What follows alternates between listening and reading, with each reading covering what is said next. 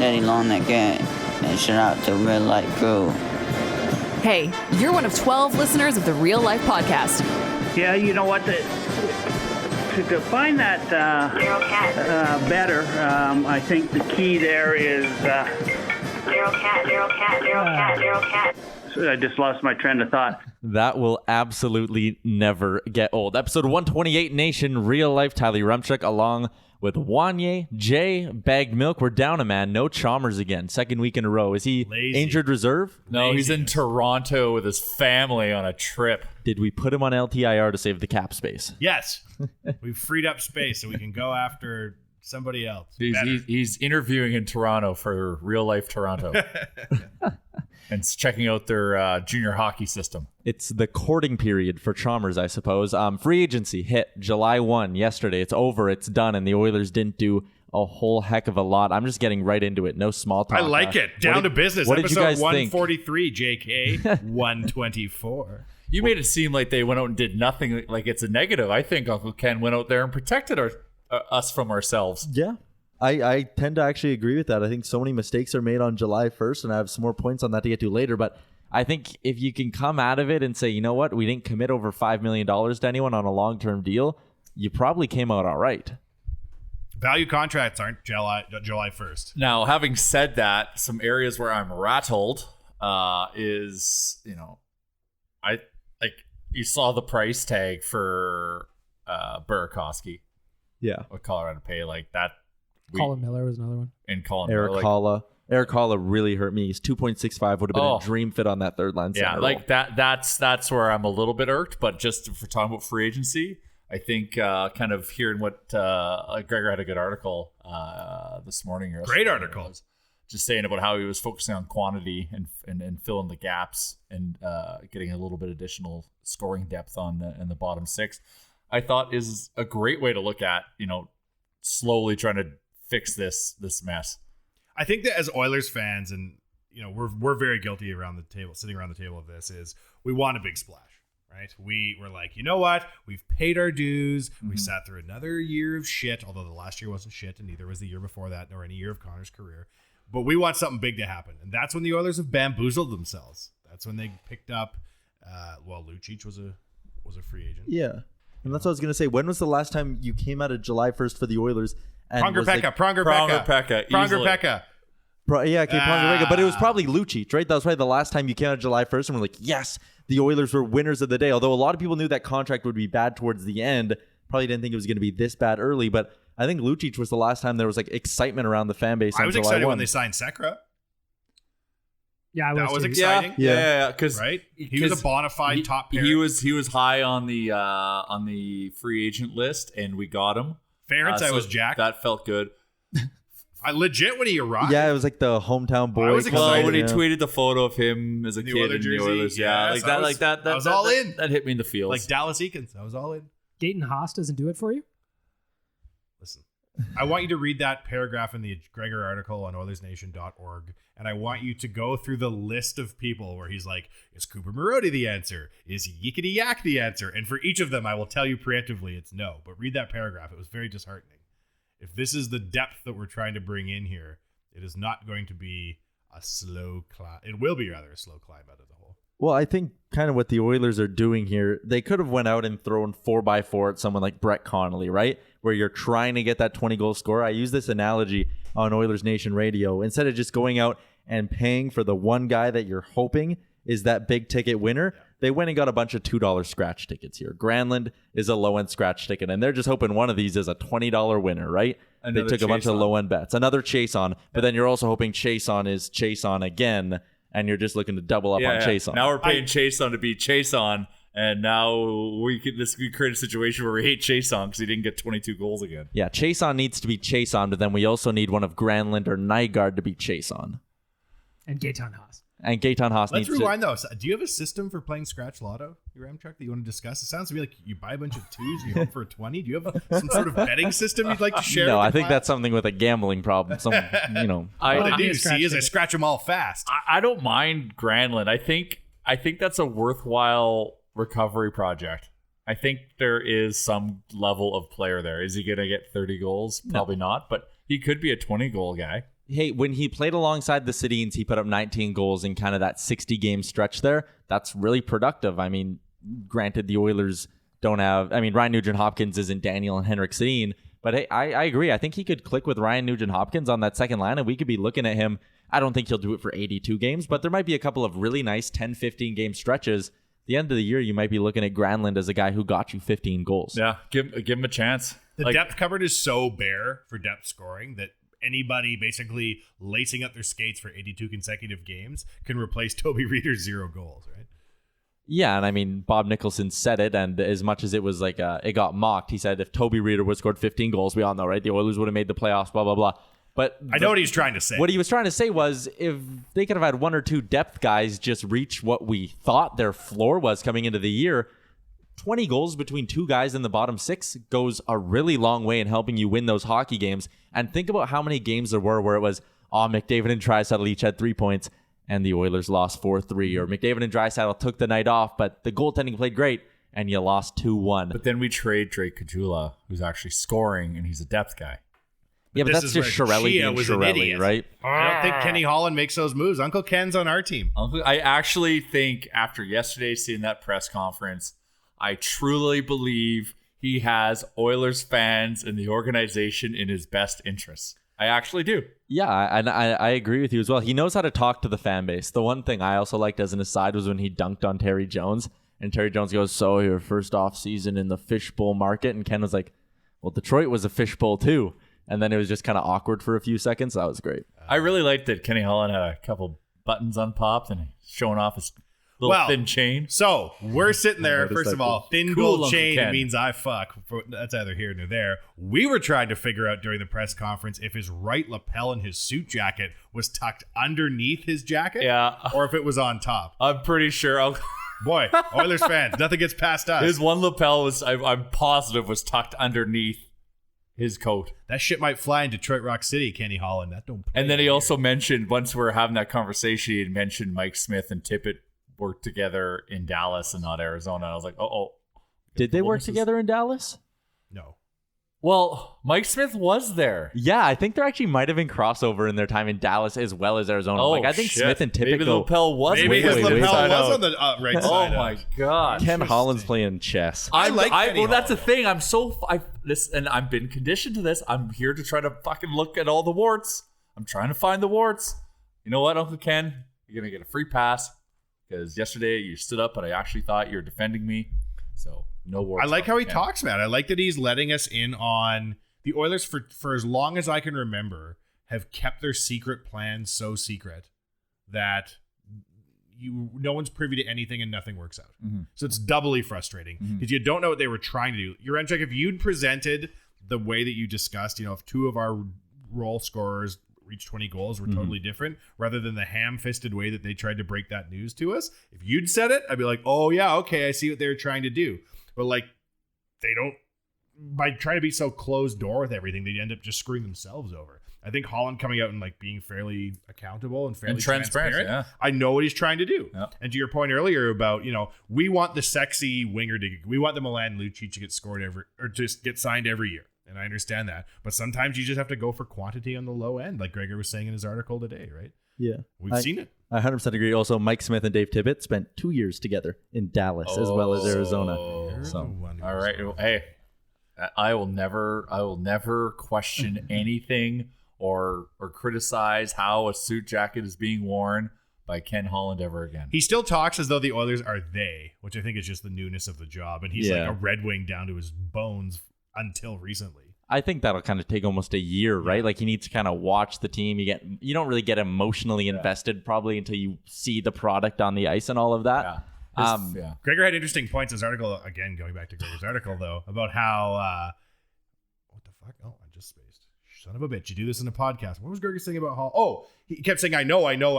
So we need this. I know. We need this. I know. That's accountability, man. Before the others would be like, no, we don't. Wouldn't even answer the question. Well, remember when Chiarelli would get asked about a top 4 defenseman and he'd just be like, well, those are hard to acquire, And Holland actually comes out and is like, well, yeah, we do need one, but I'm doing my best here, right? And I agree with you. I think Oilers fans appreciate that more than someone who's going to stand there and just be like, I'm smarter than you, and this is why. And by the way, we're in last place. Yeah.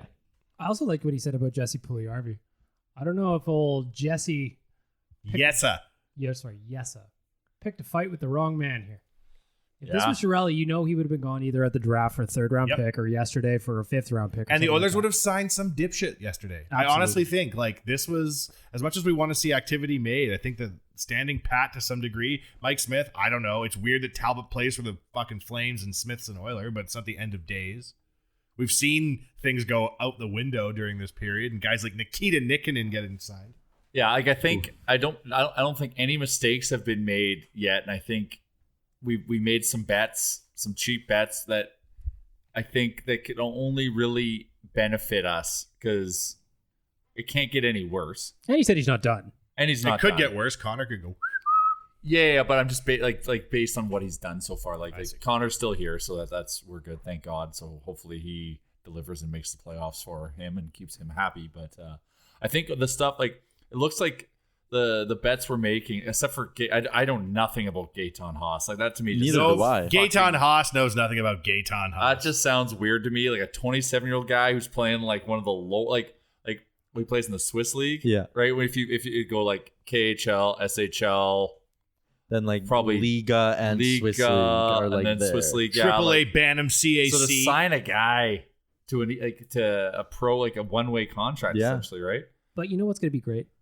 Gene Principe is going to have a wealth of material with Oh, Gaetan yeah. Haas. Yeah. That's what I care about.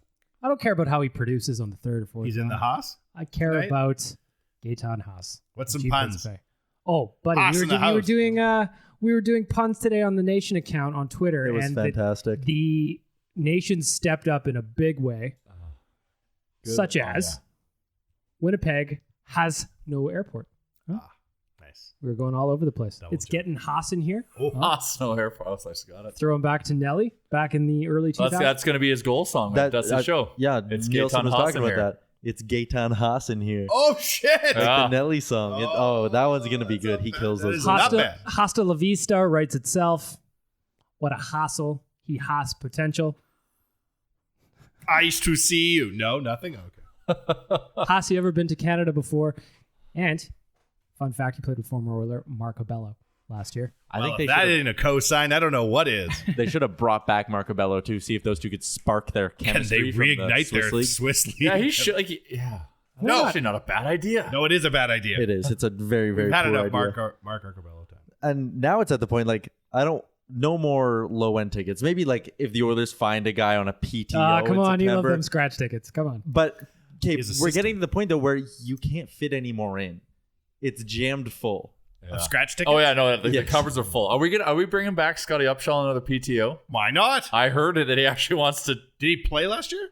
No, he had to have surgery. He didn't pass the medical and he had to get surgery. But he's been training and he's probably going to try to go and get a PTO. And he says he actually wants to try to end in Edmonton. Sure. Well, Come to camp, son. I was talking to Brock Sagan from Daily Faceoff today, who is a Wings fan, and he said one of the things Ken Holland likes to do is pack his bottom 6 with guys and let them sort it out in training camp, and then people will hit the waiver wires or get punted for nothing. That's kind of his play. Cool. He likes Wait. a volume play. Well, he said that. He's like, let's create some competition at camp. Let's get these guys fighting for jobs, which I like. We want people fighting for Yeah. jobs. Absolutely. The only players in that forward group that should be coming into camp next year going, well, I'm going to be here opening night are Connor McDavid, Ryan Nugent-Hopkins, and Leon Draisaitl. No other forward should think they have a job here in the slightest. Who else? Zach Kassian was trying to find any team to take him for free last November. He can't forget that. Just because he got hot for 6 weeks at the end of the regular season doesn't mean shit now. It's a Do new you coach. mean It's a new got GM. Haas last year? Well, Haas is another guy who should probably watch it, but like all of those guys, I don't think you can name me. Even That Alex, is a shocking condemnation of the program. We're like, well, 3 guys are good. The rest, meh. like, okay, maybe Chase on because he just got a new deal and he's a reliable vet. But other than those two, Sam Gagne could just as I was gonna easily say see his Sam ass hit Gagne. the waiver wire. I like Sam guy. What are you gating on his case? Oh, good. Yeah. I really hope I like Gagne back on the squad. I do. Me too. I don't like his contract, but I think he's a good guy in the room. And for a team that was lacking culture, and now we have a guy who I actually think is going to try to implement some and actually knows what it is if you ask him. It's good that he's here. What about my dog Yamamoto? Because he got hurt. Well, he's gonna. Well, but here's the thing. Ken Holland's created a situation where he's got to work his fucking ass off to earn the opportunity with the big club, or he stays in the AHL. Either way, that's a good thing for Yamamoto. I think with Holland here, this like reverse exodus of everybody coming into the Oilers at 19 is finally going to end. And when Nicholson was like, you got to do it like Kenny Holland does and overripe your players, which by definition is incorrect. I think that's actually going to start happening. Yep. We're not going to be pushing. Jesse Puljujarvi, if he was drafted this year, would not have come to the NHL as fast as he did under Ken Holland as he did under. He would have been back in Finland under Ken Holland. I think we all kind of know that. And I love the iron pants Ken Holland is wearing. I'm starting to grow a little resentment towards Puljujarvi, even though I fucking want to love that Me kid. too. But now it's just like, yeah, you know what? Like yes, has a decision to make. I like that. Like, sure, go to Europe, but I think when you're Ken Holland's age and you've seen as many players as you have, Puljujarvi's just like Yak. Puljujarvi is gifted and doesn't have his head screwed on straight. He's experiencing culture shock. He's halfway around the world from where he's home. Neither of those guys in their twilight of their years or their careers are going to be like, that went great.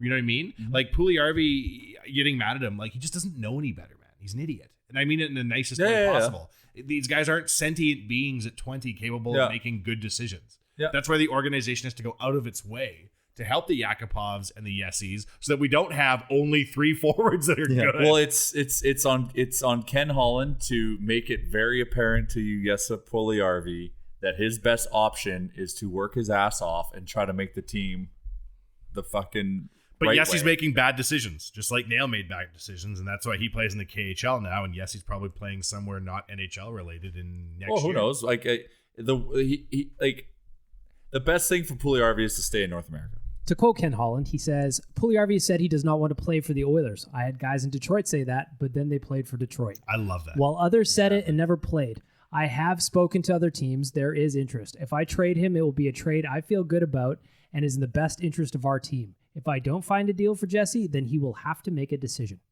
I love that. Me too. And you know what? I'm starting to get a bit of a sense just listening to guys like Dreger and Rashog talk.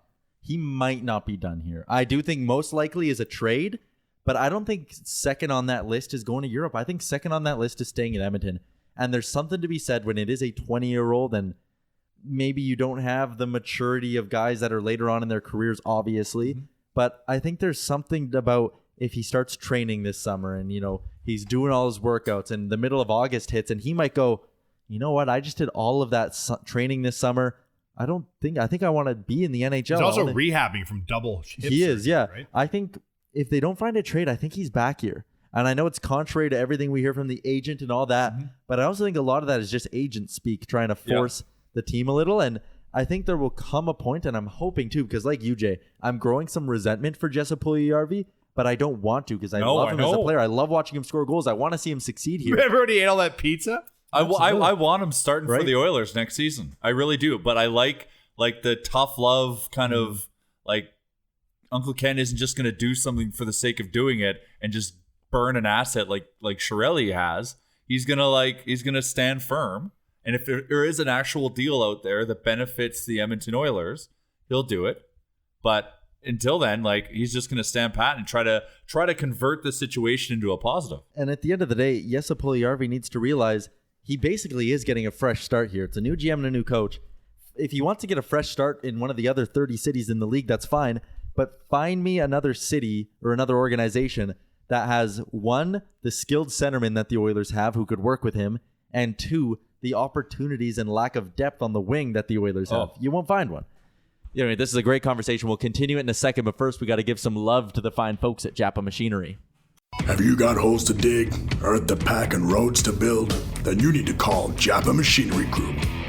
Does your equipment need a service? You can't fix stupid, but here at Japa Machinery Group, we can fix everything else. With a full range of parts to keep your equipment running smoothly. Japa Machinery Group is a family-operated and Alberta-grown business. Here to help build a bigger and better Western Canada. Give us a call or visit us at japamachinery.com. Japa Machinery Group. Join the family. Welcome back. Episode 128 of the Nation Real Life Podcast. Tyler Rumchuk. Right next to me, bagged milk across the table. Wanye and Jay, who has an embarrassing step count. Very embarrassed. I just looked at my watch. It's 4:11 p.m. here on this fine Tuesday, and I'm at 690 steps. Well, we're talking scratch lottery strategies anyways, and your M-Chuck's buying them by the bushel, trying to find 20 spots in there to go on to that morning. Channeling my inner Ken Holland now on. No more of the expensive high-end bets for me. I'm keeping it low, only going to gas stations. $20 Monopoly stick or scratch for me? No, only the $2 bingo ones is going to be my new strategy.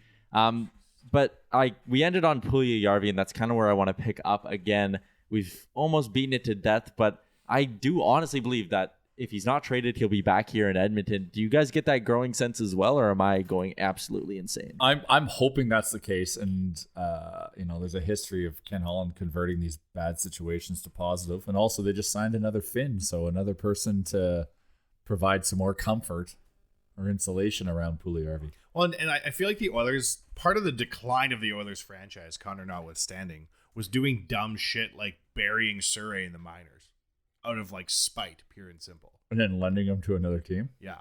And I don't feel like Ken Holland is going to do anything to Puljujarvi out of spite.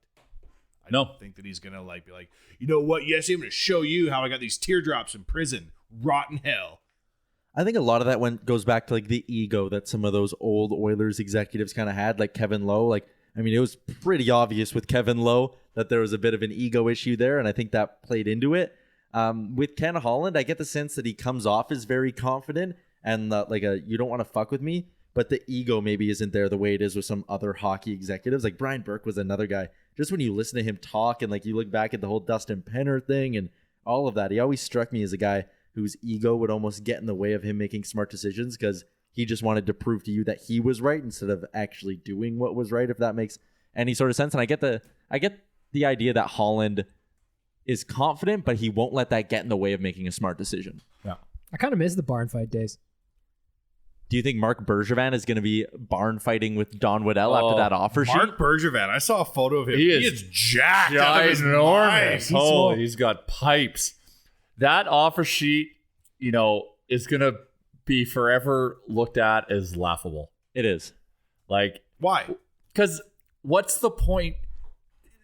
Carolina's essentially privately already offered more money to Aho. It just wasn't the term that he liked. He wanted 5 years so it could bring him right to unrestricted free agency, and then he cashes in. Aho. Right? So they come in at that low. If they really fucking wanted him, they would have signed. They should have went for bigger money. They made Carolina's job so easy to have to match that contract. And the idea behind it was, well, the Hurricanes are a cheap organization, and they loaded it up with signing bonus money because now in the next 5 days, the Hurricanes need to pay Aho like $12 million, and then like another $9 million next July 1st. He's gonna make $12 million in the next 5 days. Yeah, he's gonna get it. He needs to get one single check. It's a bonus. Yeah. And the idea was that the Hurricanes are so cheap that's gonna scare them off, having to pay like essentially their gate revenue next year all to one player in the next 12 months. The thing they're forgetting is Tom Dundon has money. Tom Dundon's a rich dude. He threw $70 million or whatever it was at the Alliance of American Football League. That's how much he lost in his investment over a month. Like, it was gone. That guy's got cash. Now, hold on. I'm a listener to this podcast. I'm one of 14. What the fuck are you talking about? Back in like February, the Alliance of American Football, that failed startup spring football league. You've never heard of it? Never heard of it. It was one of those things that was supposed to come up, rival the CFL, be like, it was going to operate during the off season of the NFL and give football fans. And NFL players could play in it? Nope. Oh, so it was non-NFL players. Completely it's like different. Mexican baseball. You can go pretty down much. there. Yeah. So that league started up, and like 6 weeks into it being in existence, it was like, yeah, they're in really, really bad financial trouble. And the guy who came in to bail them out was Hurricanes owner Tom Dundon. He cut them a check for like $250 million, like instantly, to bail them out of their financial problems because they couldn't even pay their players. 2 weeks later, it's announced that the league is folding and they're like liquidating their assets, blah, blah, blah. In the end, Tom Dundon got a lot of his money back, or the money that he had from investors back, but he still lost like $70 million over the course of like a month or two. Oh. Like, that dude has deep pockets. The Hurricanes it's not the Hurricanes of 5-10 years ago where it's like, well, everyone's leaving and we can't afford it because there's 8 people watching our games. Yeah. Like, they got a big boost this last year. The whole storm surge thing kind of reignited their fan base. Dundon's quotes were also hilarious. He was like, they were. To paraphrase, he was just like, you Canadian media think that I can't write a check for $20 million. Well, you're wrong. That's what the guy who's got deep pockets called his bluff. Well, that's the thing. Like, And why would Aho sign it? He wanted $9.5 million is what he was trying to get. Yeah, I think he got enticed by the money up front, and on a 5-year deal, I really don't think Carolina was going to give him more than like 7 or 7.5. And the issue is that he doesn't have arbitration rights, so he's kind of at the mercy of the Hurricanes. He would have either had to sit out next year or sign a lowball offer. This was kind of his way to weasel in and go, you know what? I'm not getting the 9.5 I want, but this is pretty close. He's just trying to expedite the process. I bet he would have got $9 million. He is their best player. He is, and it's not even really that close. But you look at it though, in the end of things, Aho kind of got what he wanted, a 5-year deal with a pretty good AAV. Carolina had someone else do all of the negotiating for him. Yeah. Like Don Waddell's summer, he even joked about it in his press conference that day. He was like, well, I'm pretty happy now because I can leave and take my summer off instead of spending it all negotiating with his agent. Yeah. So I agree. It was 100%. the dumbest thing they could have done. We all wanted an offer sheet, and I don't even think we got an offer sheet. We got a lesson in how not to try offer sheet a player. Because you're right. The system itself is designed to make it so it is tough to go and spend the money for another team's good young star. Yeah. I understand that Montreal maybe didn't want to pay Aho $10.5 million a year right now. But if you really wanted him, that's kind of what you had to do. They had to do that. You had to pony up the extra first rounder, and you had to pay him $10.5 million because you just made life way too easy for the Carolina Hurricanes. Well, at least Price is only 2 years into his deal. Speaking of signing bonuses, by the way, sorry to cut you off, Jay.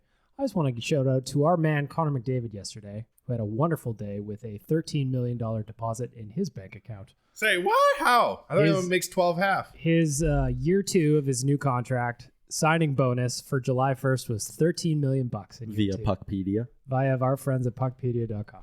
So does that mean he makes no money for the remainder of the year? His salary is $1 million. It's an average, right? So you can make more than what your average annual. So he gets $13 million on July 1st every year, and then $1 million the rest. Some years are different. So next year it goes down to drops to the very small total of $12 million. In 21-22, he gets $13 million again, then 11, then 10, then 7, then 7. Yeah. So our man Connor had a deservedly excellent candidate. Connor, you got to keep it tight. You got to live off that mill and just bank that shit like Shaq did when he was playing. That's the beauty of living in Edmonton. The cost of living is low. Who are you competing with? The kids at Cactus? They don't have the kind of smoke you have, Connor. That's the other thing, too. People talk about the tax rates and stuff of playing in a Florida or whatever, but we've discussed that. You get taxed on where you play the game, so it's really only a tax break for like half the season. Coming up to Canada, you still get paid in US dollars. So when you're living here during the season, you're pretty much making 30% more, are you not? Yeah. What about the bread man going to the Rangers like that? Talk about tax rate. He's getting taxed. Well, and you got Big Smoke too. Because Florida was in on it, right? Florida was in on him, and but what then did they offer him? They offered him like 10 or something, right? Yeah, Florida was close, but not as much. But the effective money though in Florida, that no state tax, it truly is an advantage. Like, yeah, it's half of his games he is taxed less. Like he net like if they offered him $10 million, it'd be the equivalent of being paid $12 million in New York. Just like Bobrovsky, 7 by 10. Yeah. Big Bobrovsky's living good. That's a big mistake. They panicked when Luongo retired. We got to spend some money. Well, I think that was kind of their plan all along, though, is that like, hey, please retire, Lou, like get out of here because we want Bob. I think that's kind of their plan. And they just drafted that kid, Spencer Knight, the American, in the first round. So I think the plan here is kind of like 4 more years of Bob being good. And then the 3 years where Bobrovsky's contract's really bad, Spencer Knight's going to be in the crease as well, so it won't even be that big of an issue. But what a game, hey? You're like, you're going to suck for the last 3 years of your deal. There's $30 million coming your way. We're not expecting much. And I always like the NHL too. The we'll deal with it then attitude. Yeah, same thing like with every contract now, no trade or no movement clause, and it's just like, well, let's hope this works out. When in reality, like, all you're really doing with a no trade or no movement clause is being like, we're extra screwed if this deal doesn't work. Like, people are complaining, the Oilers gave Mike Smith a no trade clause. Okay, that's a 1-year deal, though. Yeah. If he's playing really good, they're not going to want to trade him. Yeah. And if he's playing really bad, they're not going to be able to trade him. Yeah, no trade clauses are so stupid. That's got to get out of the game. That's the hill to die on as a GM. I think you offer money, you offer term, but you don't put these no movement clauses in there. These weird ass bonus structures which double handicap you. Like, if you're dumb enough to sign Lucic to a deal that big, at the time it seemed good. You don't need to double down on your stupidity by being unable to trade him. Well, and I also think that if a player asks for a trade, that should void his no trade clause. I agree with that 100% as well. I think there should be none of this 10-team list, blah, blah, blah, blah, blah. You either want to be in the city you are in and you committed to by signing a contract, or you want to be elsewhere and you don't get to pick. And that's the business of sport. That's where you can say the comment that these guys make a ton of money and they should fucking nut up and go to the team that they got traded to. That's the only time where I would say, like, when people attack, well, but you're so rich, you shouldn't have any problems. Like, this is the one time where I'm like, you know what? You're a fucking pro. You're getting paid millions of dollars. You go where you get traded to because that's the career you Which signed is up Edmonton for. in this situation, and you have to come here. And then it actually brings a little bit more parity in the league where Edmonton now has a shot in all this stuff, right? We have a shot because of number 97. Well, of course, but now we can help get 97 some new friends. I agree. People always go when you complain about the no trade clauses, they always use the analogy like, well, how would you like it if your job said you had to move to Buffalo? And it's like, okay, well, I'm making X amount of dollars. If my job offered to pay me $8 million to live in Buffalo, I would love Buffalo. Buffalo would be my favorite city in the world. But you're a media guy, you're Amtrak. Like, if you were working here in Edmonton, and then whatever the fuck in Toronto came, it was like, get out here. And that happens all the time. Yeah, it does. You move. If for the name of the career moving forward, you move. Exactly. And I think that's something that I want to see more in the NHL is just like, it's not like you're being asked to go live there till you're 70. It's for like 3 years of your contract. And 8 months and a it's year. for 8 months a year. And then you're on the road live half the time. And then you go live in Penticton for the rest of the year, or whatever you want to do in the summer. No, I've got zero time for that element. Absolutely bang on. Speaking of the ridiculous contracts, there were a few yesterday. Was there one, me and Bagged Milk were talking about this before the podcast. Is there one contract from yesterday that really sticks out as just like horrendous? There's a couple. I have a few. Well, the one, Tanev is a fucking mind-blowing contract. Did you hear about the Tanev deal? Yes, That's like an absolute unknown quantity signed for 6 years at $3.5 million. When you get a chance to sign a 14-goal man to a 6-year deal, you got to take it. That is Koskinen-esque. one time. He's done it one time. Oh, The bread man's same way. I don't know. Brettman's proven. But Yeah, he's man, second highest paid player in the league, though. Yeah, but is he 83 points? But his he's best proven year? that he's an elite player in the game. Second Where best- Tanev, you're like, holy shit. Is he worth? Should he be the second highest paid player in the league to Connor? No. No. The but UFA game is different. Yeah. Right? So you have to kind of factor that in. The star power too. Like you pay more for Panarin because the guys who are going to be on his line are going to be better now, and it elevates everyone. Brandon Tanev ain't elevating nobody. No. I agree. I'm just going through the contracts. And then I'm not suggesting it's a worse contract than. I also think Bobrovsky's is terrible. Bobrovsky's is Myers. You never put that much money in a goalie. Ever. Seriously? Yes. I'm actually I'm oddly okay with the Bobrovsky thing. I'm a Blue Jackets guy, so I maybe have a little bit of a bias, but I love the Blue Jackets, man. And that's fine. Yeah, but over the last 3 years, Bobrovsky has the second highest save percentage amongst active goalies and the third highest goals or third best he's goals battling against average. injury. He's got a wobbly groin. Right. So And that could always go to goalie. And he's 30 years old. I don't mind. Sure. I still struggle. I would never pay. If you want to have I don't think you can win a championship with a $10 million goalie. But here's my argument. It Find me handicaps the the last roster. team that won a Stanley Cup with a bad goalie. You always need someone. But tell me what his salary is. Is it $10 million? Absolutely not. No, but it handcuffs the rest of the roster if you're investing that much in a goalie. it does. But I just think You can get a goalie who's like, a similar goalie for $3 to $5 to $6 million. you get a guy who's a similar goalie but might be more inconsistent. Like the Panthers had the cap space and they just shored up the one position. Like Sergei Bobrovsky should give them, in my opinion, barring health, I suppose, but you could say that with almost anyone. Bobrovsky should give them 4 years of starting goalie quality. And the other thing we know about goalies is they can go a little later in their career. Like Luongo was there till he was 40. Yeah, they certainly can, and I don't disagree. But still, it's $10 million. It is a If he does take a step back later on, having $10 million tied up in a bad asset. Like Price, look at that poor bastard. Well, yeah, we'll see. Price is battling injury. Price is elite level, but still, like I would not want One Carey injury, Price yes. on my team because of his contract. Yeah, and the other thing with goalies is like Milan Lucic is really, really not.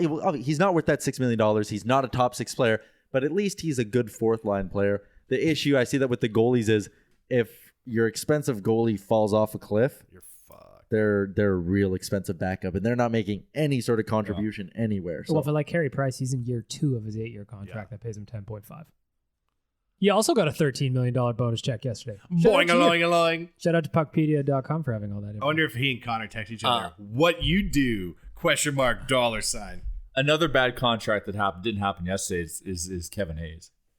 Yeah, that one is just for a guy who just cracked 50 points for the first time this year to get $7 million. When we look back at this offseason, that will no doubt go down as the worst one.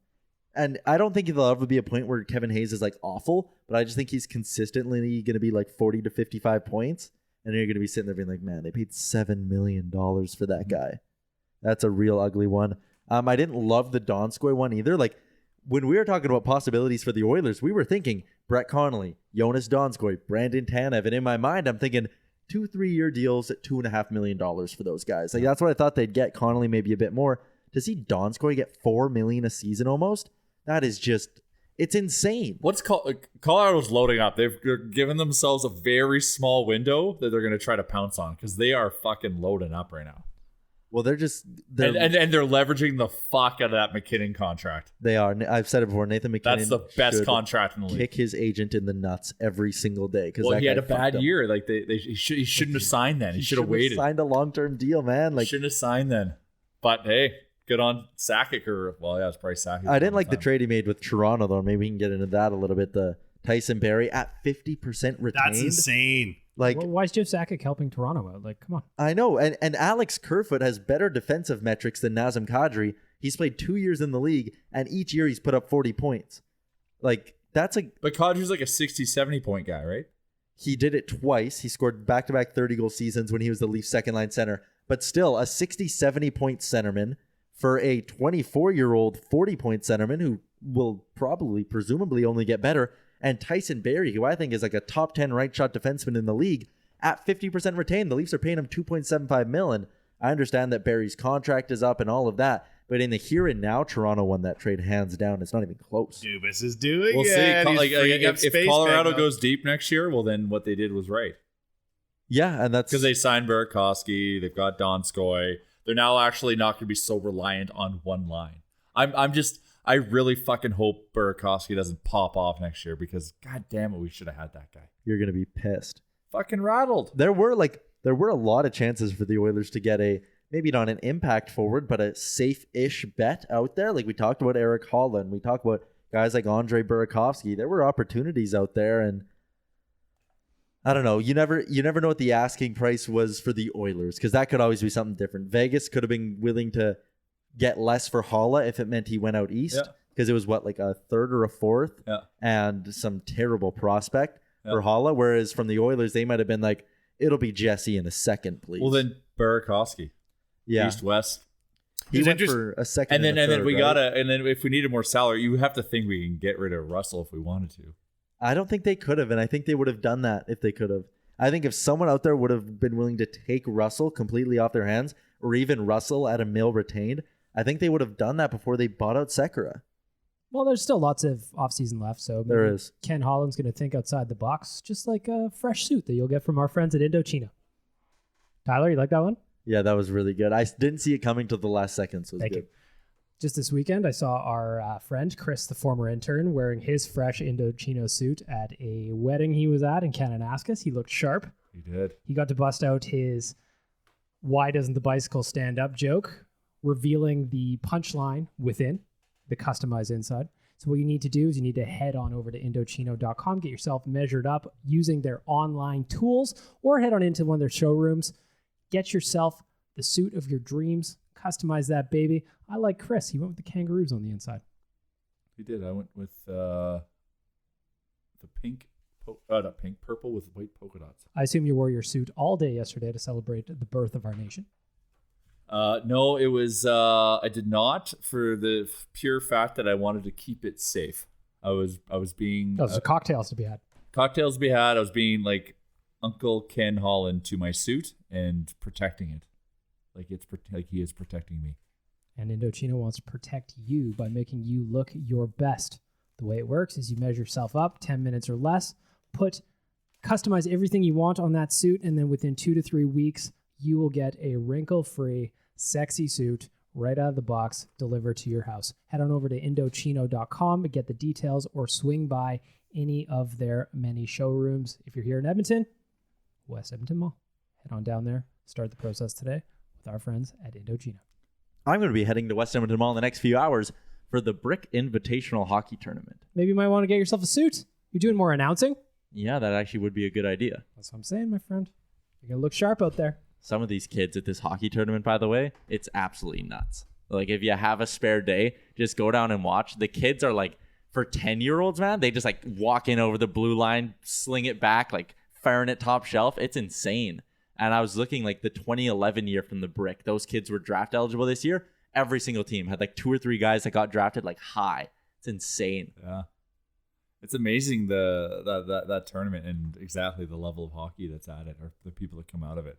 Very cool that it's an Edmonton thing. Yeah, very, very cool. On the whole event, like playing in the middle of a mall, like explaining that to someone who would have never heard of it before. Yeah. It's like very, very weird.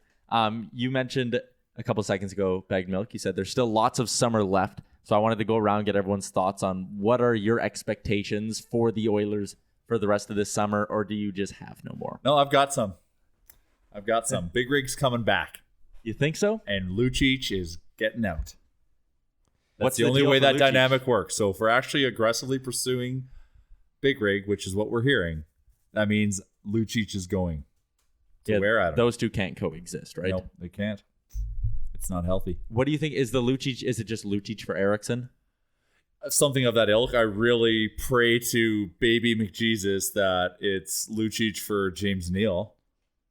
If that happened, that would be unreal. Can you imagine the first Battle of Alberta next year where it's Mike Smith and James Neal on the Oilers and Lucic and Talbot on the Flames? I was saying it. And we're better. Yeah, I was saying it upstairs. It'd be hilarious to watch Lucic and Mike Smith fight, but in the reverse jerseys. That'd be nice. Yeah. Change of pace. Yeah. I just don't understand why Calgary would want to trade James Neal. I know. That's wishful thinking.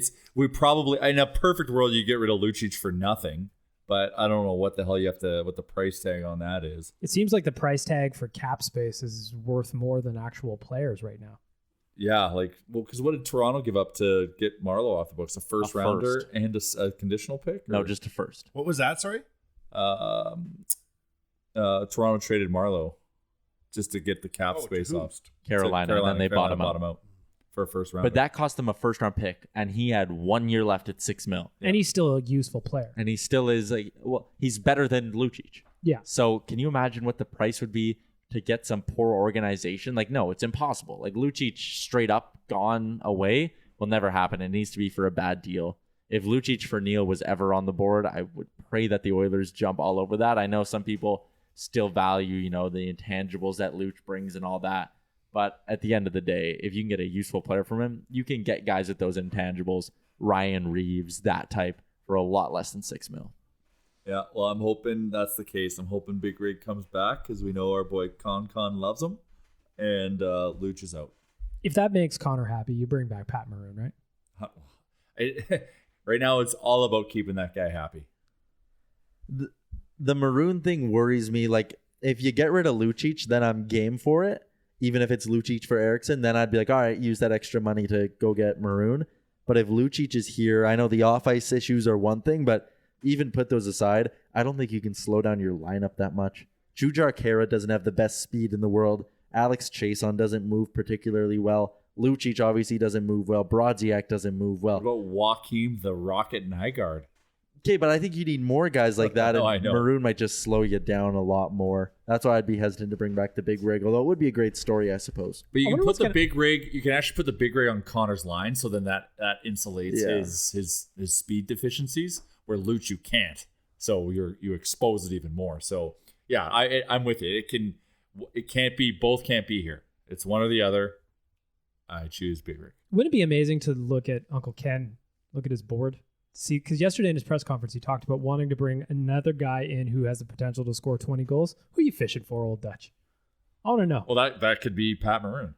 Could be. He scored 27 with us. Could be. I think he's eyeing the trade market, and I think we're just kind of. It's not a matter of if; it's a matter of when we'll see some sort of trade here with the winger coming back. I got a piece that's going to be dropping Wednesday morning on Oilersnation.com. Some teams who are tight up against the cap, who maybe might be looking to make some deals. Vegas is one. Nikita Gusev. Have you heard that name before, Wanya? No, sir. Well over a point per game the last 2 years in the KHL. Maybe not Panarin level, but Panarin light. A guy who a lot of people think will just step into the NHL next year and score 50, 60, 65 points. Vegas does not have the money to keep him. But Darren Dreger today saying he might ask for like $5 million a year on his first contract in the league. So that's a little tight. But Vegas is up against the cap. Toronto is still up against the cap. I wonder if they can't snag a winger from there still. I'm holding out hope for someone like Kapanen, Janssen, or maybe even the newly acquired Kerfoot. Or what about Pittsburgh? There's rumors that Pittsburgh kind of wanted Jesse Puljujarvi.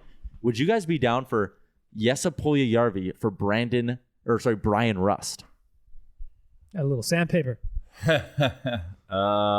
scores 15 goals a year. Like on Pittsburgh, he's used to playing with skill as well. As I think that's kind of the deal for Puljujarvi you might be looking at, is a guy who maybe doesn't have that 30-goal ceiling, but the Oilers benefit from getting a proven 15-goal guy back. Contributing roster player is what if we're trading Puljujarvi has to come back. I'd also like to see the Oilers fishing for what else Pittsburgh's got, because Rutherford seems to have lost his mind right now. Yeah, he just appears to be an absolute idiot. Maybe they need Lucic. They could use some swagger. Protect Sid. He's getting old. Yeah. Kessel's off the books. Kessel is off the books. They only have $1.5 million in cap space right now, even with Kessel off the books. Like that Tanev deal, just when you look at their depth chart and see how many wingers they have, like Dominic Cahoon, Dominic Simone, Jared McCann was playing top 6 for him last year. Zach Aston Reese plays top 6 for a few moments as well. Jake Gensel's in there, and then they still have Galchenyuk. And then you still felt the need to go get Brandon Tanev. On top of all that, it just... What about Luch for Jack Johnson? Pittsburgh can't afford that. Well, what are they paying Jack Johnson? Like 5.5? 3.2. Oh. Yeah, he's not that bad. It's the term on him is ridiculous. He has like 5 more years. He just needs the money. I hope he gets it. Cut it out. It'll be all right now. Lots of possibilities, though. Canada Day on Monday. You guys were talking about do we want to get to the Japa thing afterwards? Japa hosted us for a Canada Day party. It was amazing. Thank you, Marin, and the team at Japa for hosting us. Oh, yeah. We're just not going to talk about how Sean put on a concert with a ukulele that's another story for because he another made time. me swear he would never tell anybody. Yeah. So I totally didn't just tell the podcast that. Getting back to Pittsburgh, did you read the thing about how somebody wrote an article like exposing Kessel and saying Simmons. like, was it Simmons? Yeah, that was a few years ago in Toronto, right? No. When you wrote about the hot dog thing? No. This was talking about how Kessel's gambling all the time. Whoa. You didn't read that? No. Oh, I read it on Twitter. Okay, so qualifier. It might be, but it seemed to have been from somebody. I think Pittsburgh's upset that because there's an expose. It's World Series of Poker or something. There's an expose about how he was gambling all the time, including on game nights. Okay. And he was bringing players from the Penguins with him. And that came out, and then the next day he got dealt. So there was it was breaking loose in Pittsburgh for Kessel the other day. I mean, I haven't read anything about that, but it would make sense that there was behind the scenes reasons why Pittsburgh wanted to move him, because they didn't get a lot for him. $6.8 million cap hit. Then they bring in Galchenyuk, who's a lesser player, no doubt, albeit younger, but he's still a $4.9 million cap hit, and he's a free agent next year. So it would make sense that somebody there were behind the scenes reasons. Yeah, that Kessel wasn't fitting in. And the quotes after from Phil Kessel being like, I don't know what Jim Rutherford's talking about. I never asked for a trade, blah, blah, blah. I would believe that there was some bad blood there. Mm-hmm. He seems a little salty, like Phil Kessel. He's got all kinds of skill, but I can see him being a little salty. He's a misunderstood artist. But he's going back to the Phil Kessel whisperer, Rick Tocchet. That's what they call him. Yeah. So maybe he'll be good there. I just love that he's a trade though. Why would you trade Galchenyuk's still got a lot of youth on his side? Or is Galchenyuk a bad egg? He's been moving around a lot in a short order of time. I just love that Kessel, a thick boy, but he can still fly. I love that. I love athletes that don't look like athletes. Yeah, usually you can tell, when you see, Darnell Nurse, Leon Draisaitl, they just, almost have that presence about them. I get the sense that if Phil Kessel walked in to Little Brick right now and sat down, not a lot of people would really be, running up to him and like, whoa, are you a pro Yeah, and I'd be athlete? like, sorry, bitch, we don't have any hot dogs. Get out of here, Kessel. Gambler. Delicious barbecues here, though. I'm sure Phil Kessel gets down on a barbecue. Actually, we do have hot dogs. Really? I'll take that slap back. Yeah, we do barbecues there 4 days a week, man. The other move that the Oilers made the other day was bringing back the Hammer Jujhar Khaira on a 2-year deal. Why do you call him the Hammer? I don't know. Why do you guys call him the Hammer? Flip that back onto you really awkwardly. I've heard stories of him in the shower. Anyways, enough in the shower talk on Puljujarvi. Good move for the on-ice product. I feel like he's the guy who's maybe struggled these last few years, but has a breakout season somewhere in him. I heard he's good in the shower. Shower game is strong. Ice game up and coming. No, I love Puljujarvi. I do too. Last year he played. Man, the line I really loved him on last year was when he played with Nugent-Hopkins. Yeah. I really love that. And I think that Juge has the ability to create some space. He's a big man. Mm-hmm. He can swing the fists if he wants to. A lot of hammer references here. A lot of hammer references. He's got weight to him, man. He's got girth. And a hell of a beard, too. He's perfectly manicured all the time. He's packing. Good skater. What? No, it was a low-risk move, though. I feel like he has been a guy who's kind of struggled with consistency and injuries, though. But if he's in the lineup on a regular basis, and I agree with you, there was that 2-week run where him, Yessa, and Nugent-Hopkins were really, really strong together, and then he got hurt, and then it just never came back together. But I'm excited to see what he does this year. He's got excellent balance as a tripod. Yeah. Okay. I also have a signed Puljujarvi jersey. Is it authentic? It's authentic. You got the groin reinforcements? You can tell we're right at the end of the podcast. What are you, new to the show, your M-Chuck, with all your professionalism? Ordinarily, we'd be talking about his nuts from bong. Your M-Chuck is extremely uncomfortable right now. One day we're going to have Puljujarvi on this podcast, and you guys are going to bring that up to him in person, right? Oh, yeah, for sure. 100%. Slap that baby on the table. That's right, gang. Yeah. Whoa. We're going to record it in a sauna. All right. Well, this episode was great because it was a ton of nerd talk. Up until the Puljujarvi hammer talk, it was a lot of salary cap stuff, and you guys know I love that. So I appreciate that you guys played along for an hour with talking about the free agency moves and all of that jazz. Fantastic as always. Is Chalmers back next week? Well, only he knows. He's a moving target. Yeah. But we might have a guest next week. We might. We don't want to might not keep it on the DL. Yeah, let's not tell Chalmers a winkety wink. Well, we know we can blow up Chalmers' game through this podcast. Sure. We let everyone know he was drinking Red Bull again and got back to his wife, which we strongly That encourage. is just a good gag. That was Chalmers getting ratted on regularly now for drinking Red Bulls. It's funny. Yeah, so now we want to keep a secret with all of you. Don't tell Chalmers that there's a podcast next week because we have a guest. Potentially.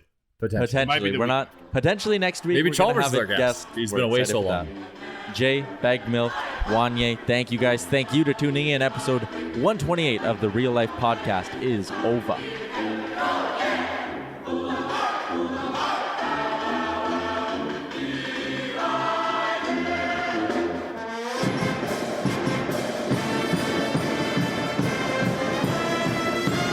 Excuse me there. I just lost my train of thought.